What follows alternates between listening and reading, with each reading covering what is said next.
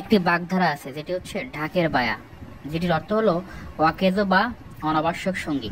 ঢাক বাজানোর সময় শুধু ডান দিকেই বাজে, বাম দিক বা বায়া বাজানো হয় না।